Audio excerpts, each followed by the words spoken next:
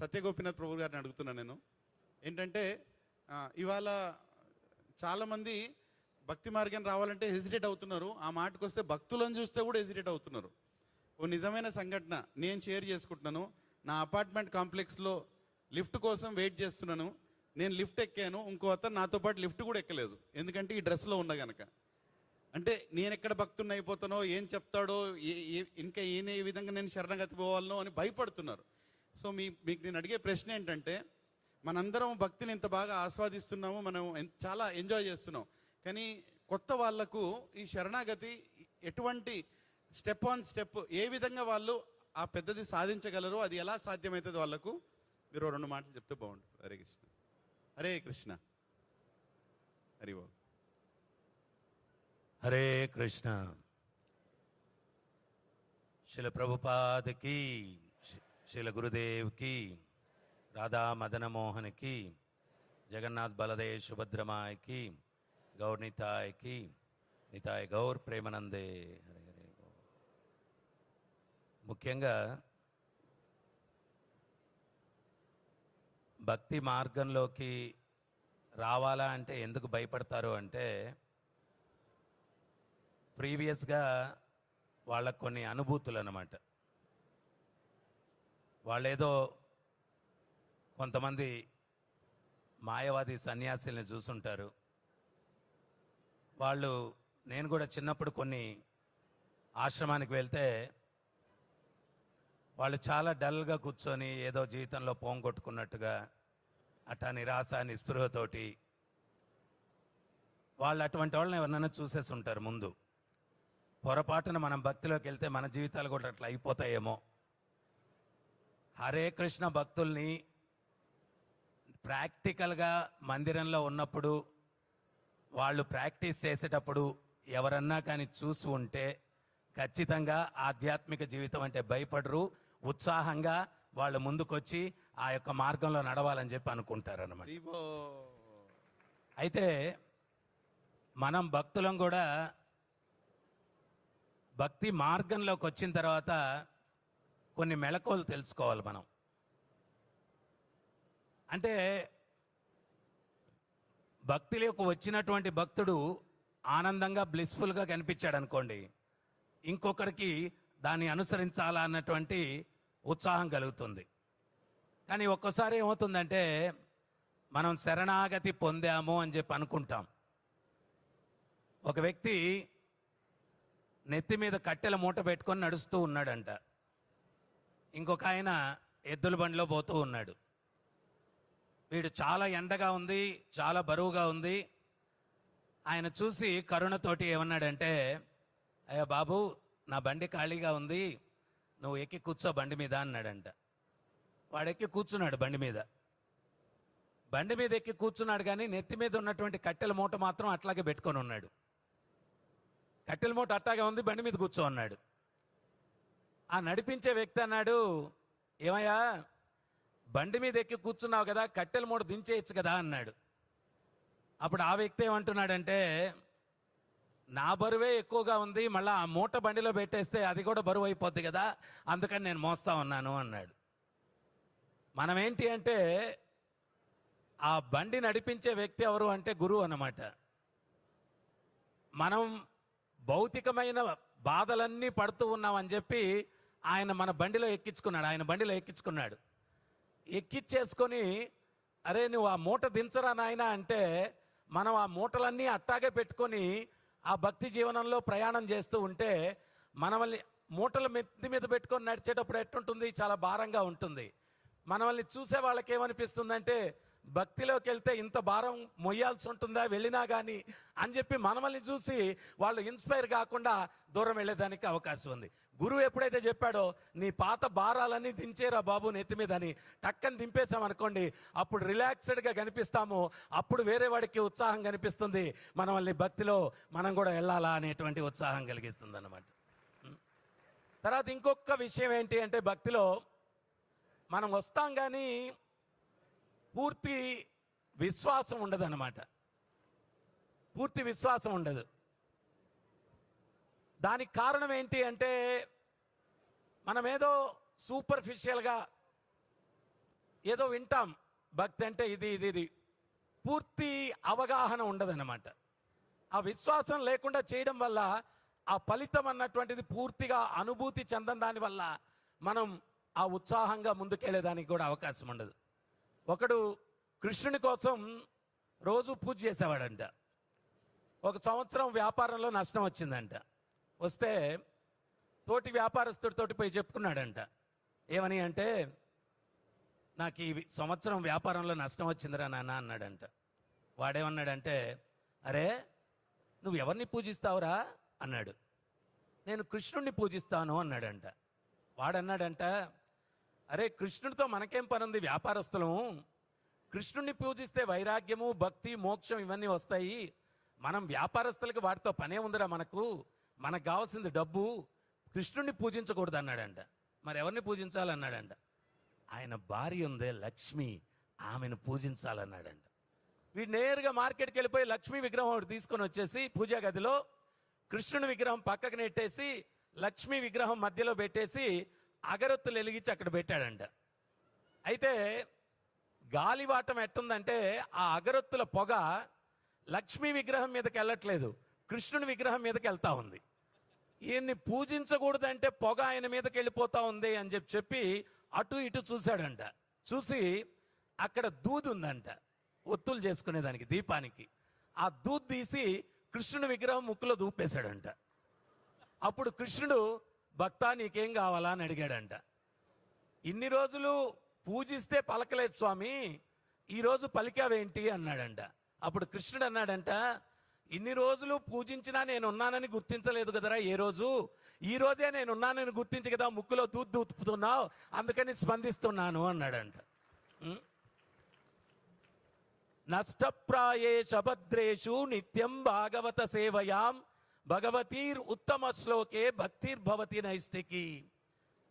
మనందరం కూడా అభద్రేషు, గ్రేట్ ఇన్సెక్యూరిటీస్తో జీవితం, అభద్రతలతో జీవితం గడుపుతూ ఉన్నాం. నిత్యం భాగవత సేవయాం, నిత్యం భాగవతాన్ని ఎప్పుడైతే మనం అధ్యయనం చేస్తామో మనలో ఉన్న అభద్రతలన్నీ తొలగిపోయి ఆ భగవంతుని పట్ల విశ్వాసం. ఆ శ్రవణం కూడా ఎట చెయ్యాలా, శ్రద్ధతో చెయ్యాలా. మనం ఇరుగింటి పొరుగింటి అమ్మలక్కల కబుర్లు వినడానికి మాత్రం శ్రద్ధగా వింటాం. ఎవరన్నా అత్తాకోడల గొడవలు వినేటప్పుడు నిద్రపోతారా చెప్పండి? ఎంత యాక్టివ్గా ఉంటారు, అవునా కాదా? ఎవరో ఒక ప్రభు చెప్తుంటే విన్నాను నేను. కుంభకర్ణుని చంపేసిన తర్వాత, మరణం అయిన తర్వాత నిద్రాదేవి రాముల వారి దగ్గరికి వెళ్ళి మొరపెట్టుకునిందంట. ఏమనంటే, నాకు ఒకే ఒక్క డిసైపుల్ ఉంటే వాడిని కూడా చంపేశారు మీరు, నాకు ఇంకా ఫాలోవర్సే లేరు అని. అప్పుడు రాముల వారు అన్నారంట, ఏం కలత చెందద్దమ్మా నువ్వు, నా కథ మొదలైనప్పుడు ఎవరైతే నిద్రపోతారో వాళ్ళు నీ దాసులు అవుతారు, ఆ నిద్రను ఎవరైతే జయిస్తారో నా దాసులు అవుతారు, వాళ్ళకు మోక్షాన్ని ఇస్తాను అన్నాడంట భగవంతుడు. సో అందువల్ల శ్రవణం కూడా పఠనం కూడా శ్రద్ధగా చేయాల. దానికి ఒక్క ఉదాహరణ ఇచ్చి, నేను ప్రభుజీకి కొంచెం అర్థమైపోయింది, లాంగ్ అయిపోతా ఉంది అని ఒక చిన్న ఉదాహరణ ఇస్తాను. శ్రవణం ఎట్లా చేయాలా? కులశేఖర ఆళ్వార్ అని చెప్పి ఉండేవారు. ఆయన రోజు రామాయణం వినేవారు. ఒకరోజు రామాయణం చదువుతూ ఆ భక్తులు ఏం చదివారు అంటే, చిత్రకూటములో కరదూషణులు 14,000 సైన్యముతోటి రామ లక్ష్మణుల మీద ఆక్రమణ చేశారు అని చదివారు. అది విన్న తక్షణమే కులశేఖరుడు ఏం చేశాడంటే, దిగ్గున లేచి, ఓరి కరదూషణులారా, దుర్మార్గులారా, రామలక్ష్మణుల మీద 14,000 సైన్యముతోటి ఆక్రమణ చేస్తారా? నేను ఆయన భక్తుడను కులశేఖరుడు జీవించే ఉన్నాను. ఏ సేనాధ్యక్ష, రణబేరి మ్రోగించు, పద యుద్ధానికి అన్నాడంట. ఎప్పుడు రామాయణం జరిగింది? ఎప్పుడు కులశేఖరుడు? మధ్యలో ఒక యుగం కూడా మధ్యలో వచ్చేసింది. అప్పట్లో రాజుగారు ఏం చెప్తే అదే. సేనాధ్యక్షుడు రణబేరి మ్రోగించాడు, సైన్యం అంతా కూడా. ఈయన దారంతా, ఏ కరదూషణలారా, మీ అంతు తేల్చేస్తాను, వస్తున్నాను రా నేను అంట పోతున్నాడండి. మంత్రికి ఏం అర్థం కాలేదు, రాజుగారికి ఏమి చెప్పలేరు. అప్పుడు మంత్రి 2 సైనికులకి చెప్పాడంట, ఒరే నాయనా, మీరు షార్ట్ కట్లో బాగా ముందుకు వెళ్ళిపోయి ఎదురు రండి, వచ్చి రాజుగారికి చెప్పండి, స్వామి మేము చిత్రకూటం నుంచి వస్తున్నాము, యుద్ధం అంతా అయిపోయింది, రామ లక్ష్మణులు ఆ కరదోషణలని సైన్యాన్ని చీల్చి చెండాడేశారు అని చెప్పరా బాబు, లేకపోతే మనం చాలా ప్రయాణం చేయాలరా నాయనా అని ఇతన్ని పంపించారంట. వాళ్ళు వెళ్ళిపోయి ఎదురు వచ్చేసి రాజా రాజా అన్నారు. ఏమంటే యుద్ధం అంతా అయిపోయింది, అంతా రామలక్ష్మణులు సురక్షితంగా ఉన్నారు, చీల్చి చెండాడేశారన్న. అవునా, ఇంకా మనం వెళ్ళాల్సిన అవసరం లేదా? లేదు స్వామి, ఇంకెళ్లాల్సిన అవసరం లేదన్నారంట. అప్పుడు మంత్రి ఈ భాగవతోత్తములతోటి మీటింగ్ పెట్టాడంట.